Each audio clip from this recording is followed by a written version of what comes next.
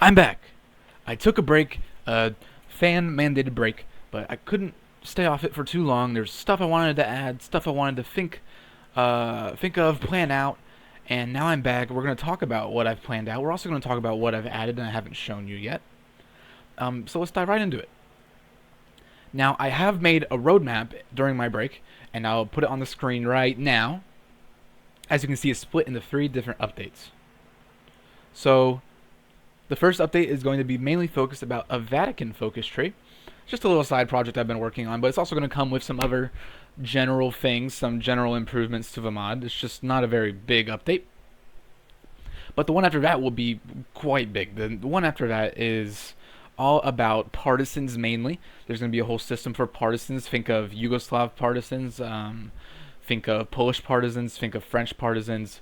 The list goes on. There's going to be a whole integrated system for that both the Axis and the Allies can interact with, which should be pretty fun. But what also is included in that update is a lot of stuff that's been wanted for a while. First of all, we're going to touch up Africa. We're going to fix African borders. We're going to maybe do something with the colonies. I'm not quite sure yet if I want to release them or keep them occupied or what, but I'll have to test that out and see. But we will be working on that. I say we, just me.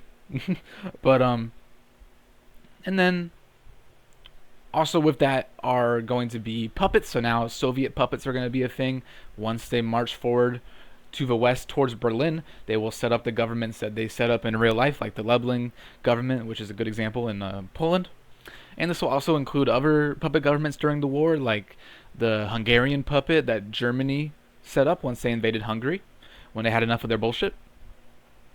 So stuff like that will be represented, as well as with the Allied side. It's very exciting. And then the last thing coming in this middle update, this is a big update, is custom peace deals. So now you'll be able to click a button and get a peace deal just like that. That's already made. There won't be any border gore. There will be at least one option to choose from, which will be the historical ending. So if you have allies, you'll click a button, and now when you kill Germany, kill all the majors in the Axis, Europe will be fixed to look exactly like it did after World War II in our timeline. There's going to be a lot of work too. There's a lot of states to add, a lot of new content that needs to be added for that. Very exciting. And I may also, I'm not sure if it will make it quite in this update. It might be pushed to the China update, but I'd like to work on a Soviet peace deal as well that the Germans have. That will be added, but I might also add content for after that, and what I mean by that is some sort of Soviet civil war. So that's interesting. Be on the lookout for that, news about that. And then the third update, the biggest one, is going to be a rework of China, because China was done very poorly by Paradox. They did quite a bad job, to be fair. I mean, there's a bunch of nations that need to be added. Some nations actually need to be removed, and there's going to be so many changes, so many new states, that I think I'm going to actually tear out the Chinese focus tree and make my own, which is ambitious, I know, but it will be useful in the end, I believe. I will also be making a new generic focus tree for all of the warlords, and I also will be giving some of the special ones there little bits of content here and there. But that will be a major rework. There will also be Japanese puppets coming in this update, stuff like that. And if the Soviet Civil War stuff got pushed to this, that will also come in that update as well. So those are the 3 that I've planned out. And now I'm going to show you some content for the first one, the small one, the Vatican one, because it is the one that actually has content so far, one that's been worked on. As you can see, there's a new thing right here, a new flag, Vatican City-State. So you click on this, it's just like all the other ones.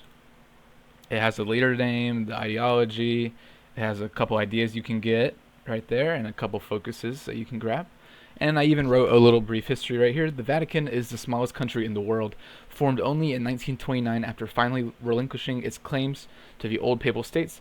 The new state is in a dangerous position. The Pope, Pius XI, is highly anti-Nazi, and Germany's closening to Italy is causing tension. Pius is also dying, and the man elected afterwards may change the fate of the young country forever. So there we go. We're playing as the Vatican. You can't even see them. There they are right there. Let's hop in. And I'm not going to really show you too much here because it is all still under construction, but I will show you the general structure and just kind of show you what I'm thinking when it comes to everything like that. So if we open the focus tree, we have, it's pretty decently sized, I believe, for a small country like this, kind of nestled in right where this is. And we'll just kind of we'll go over the structure together. We have, this is the before death tree, and then this is the after death tree, and this is where it branches out. So if you didn't know, this guy dies in 1939 after suffering a couple heart attacks in 1938. It's all very sad. And the guy who took his place is Pope Pius XII. He's a controversial pope. He saved some Jews. He did some good things during the war, but a lot of people criticize him for not doing enough and staying kind of quiet and non-descriptive when it came to his judgment of the Axis. So that's one of the past, by the way. But yeah, so he's available as a pope, but there's also other people available as well. But let's see right here. Pope Pius XI, he doesn't have a description yet. He has this national spirit right here, spiritual authority of the West, good bit of stability, harder to justify, and it's easier to do intelligence operations. As a shepherd of over 1 billion faithful, the Holy See influences politics not through force, but through faith. And then we have right here the Pontifical Swiss Guard. This gives us a little bit of a bonus on our core defense because these are elite troops. If you don't know, the Swiss Guard is actually Swiss. I believe that was a tradition started in like the 1500s or 1600s. Correct me if I'm wrong. But it's still like that today. So those are our national spirits we start out with, but there are some things we can do over our tree. I'll show you this. Again, this isn't final. But you start off guarding the peace. It's just a normal starting focus. You just get some political power. A lot of these are missing effects. They need events, a lot of them, but it's just to show you.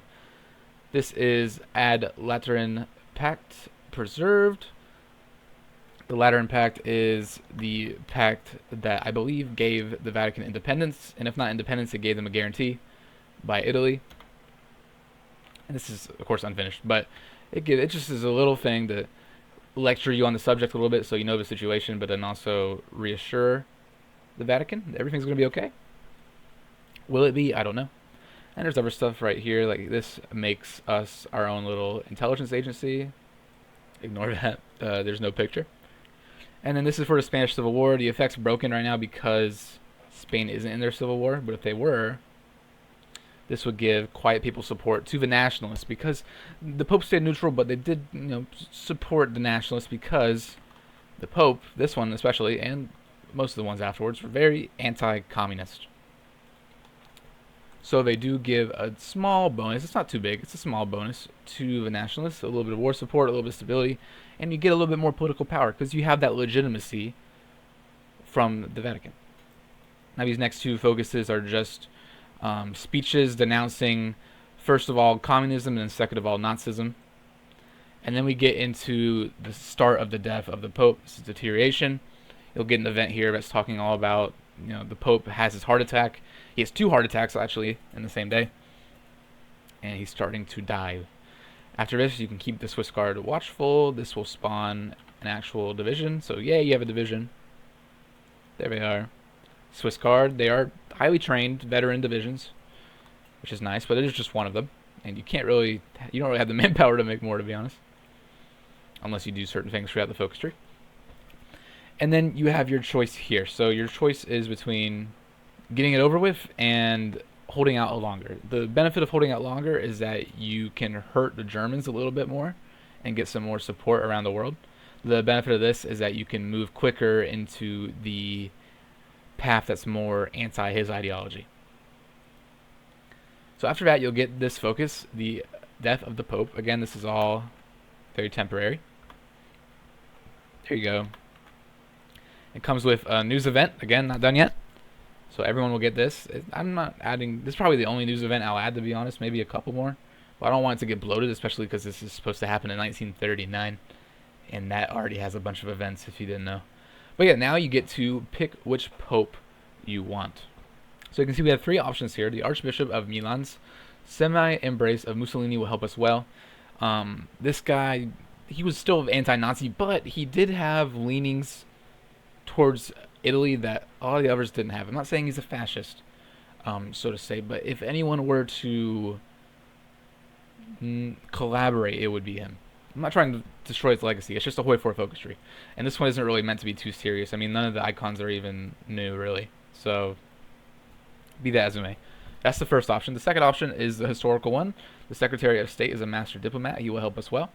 And then this last one is the Polish Bishop August, or August, or whatever it would be. Seems right in times like this, which makes sense because we're in World War II. Poland is involved.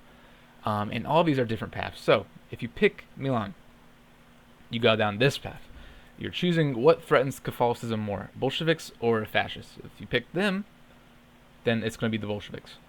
And after that, you have a couple focuses to do that kind of sway you towards the axis, at least morally sway you towards Italy. And then you have to deal with some dissent from the progressives in the church and even some of the conservatives.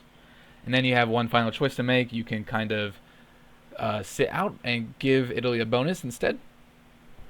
Or you can open the gates and either be puppeted or annexed by Italy itself, which may be cool depending on how you're playing this, or if you just want the AI to play this. Again, if the historical is not on, which I don't recommend for this mod, this is a historical mod, but if it is on non-historical, it would be interesting to see Italy annex the Vatican. Then if you pick Pope Pius XII, this historical option, you're going to get clerical neutrality. And this is more about just helping people out during the war and sheltering the innocent, of course. And then there's a small focus over here about Edith. That's the whole thing. I'll get into that more. This is going to be expanded, by the way. There's going to be a couple more focuses about trying to keep neutrality alive. So be on the lookout for that. And then this is the final path. I'm going to move that. Fascist threaten Catholicism more. This actually leads into both. But this is the one you get if... This actually goes into both, but the Polish man gets certain benefits if he goes down this path. So you could do this as Pope Pius XII, but you don't have to. And you could do neutrality as the Polish one, but you don't have to. And you get certain benefits depending on who you pick. Now, if you're going rightward, you get the Voice of the Martyr. You get save as many Jews as you can. You get a really nice manpower bonus, which is maybe something you desire. Then you start to shift away from neutrality. You start to mobilize the clergy, not only in the Vatican, but all around the Catholic state of Italy. And you can, once Italy's invaded, or once the U.S. is in the war, meet with Ike and welcome the Foreign Legion. And then you can do the unthinkable and try to push Italy out of Rome and expand your territory into Rome, because Italy's just, they've gone too far, and you need to step in. Everyone needs to step in. This is a righteous crusade, like how they used to do back in the day, a crusade. So overall, this path is definitely the most difficult. You're actually fighting the fascists here. This path is really just for historical AI to do. And this path is if you want to help out the Axis. So very neat. And all of these guys do have... Hello, Marcus Jones. All of these guys do have portraits already. So I could click this, and we will get rid of Marcus Jones. You have Pope Benedict the 16th. This is the Milan Archbishop. I gave them all custom Pope names because, of course, they were never Pope. They didn't get to change their names like Pope Pius XII did, and so on. So I kind of made these up, but I think they make sense. So this is Pope Benedict. He's the axis aligning. Now let's do the historical one, Pope Pius XII. Right here, there he is. He is the historical choice. And then the Polish guy, there he is. He is a non-historical choice. And I gave him the title of Pope Marianus the First. Very cool. So that's all I'm going to show you for the Vatican. Of course, there's a lot more to do, like I said. This update won't be out yet, but it will be out semi-soon. I also have to wait because we are playing a multiplayer game, so I can't release the update until after we're done with that. But it is coming along quite well, and I don't have to rush, which is nice. What else is new since I have last talked to you? I added the city of Berchtesgaden. This is where this guy right here met up with Hitler before the Anschluss. This is where the Obersalzberg was, I believe. I'm not quite sure. And it's a very famous place from World War II, so I thought, why not add it? I've also added a couple more small cities here. I have added some states here kind of prematurely, but we won't get into that yet because I want to save that for its own dedicated video, so watch out for that. But really, that's all I can show you today. A lot of the changes are bug fixes, so there's not really anything I can show you there because it's not a feature, it's the lack of a bug, which is nothing because it would run normally. So I can't really show you that, but yeah, again, thank you for watching. This was just a video talking about the future plans and the Vatican focus tree. If you liked it, please subscribe, leave a like, it helps a lot. And join the Discord if you want more regular updates, if you want teasers early, stuff like that. That's about it. See ya.